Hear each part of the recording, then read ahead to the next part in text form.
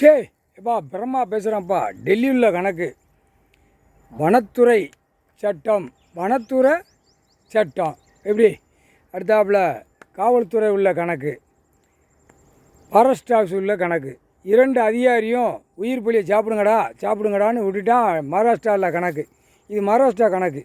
அப்போ அதிகாரியை நியமித்த கணக்கு என்ன கணக்கு? பூமியை அழிக்கக்கூடிய, உயிர் பலியை அழிக்கக்கூடிய அரசியல்வாதி. இந்த சட்டத்தில் எல்லாமே தூக்கி போட்டு அமைக்கிறார். ஒரே அமுக்கு. ஆடு மாடு கோழி பறவைகள் திங்கான்ல, இன்னும் இதே அவனே அரசியல்வாதியை வாசிக்கான்ல.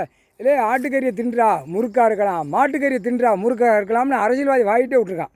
அப்போ ஒருத்தன் விட்டானா உலக நாடே இதான், தாய் இந்தியா நாடு இதான், தமிழ்நாட்டில் இதான் கணக்கு போட்டாருப்பா.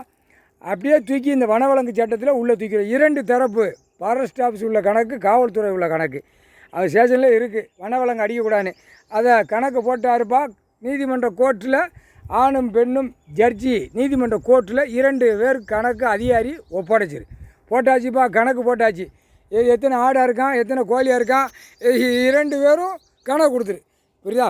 வனவழங்கு சட்டையில் உள்ள ஃபாரஸ்ட் ஆஃபீஸ்கார மான் அடிக்கக்கூடாதுன்னு எத்தனை சட்டம் இருக்குது, பன்னிக்கு எத்தனை சட்டம் இருக்குது, யானைக்கு என்ன, யானை தந்தத்தாக இருக்கான் கொன்றுதான், எத்தனை சட்டம் இருக்குது. அந்த சட்டத்துப்படியாக நீ நீதிமன்ற கோர்ட்டில் ஒப்படைச்சிரு.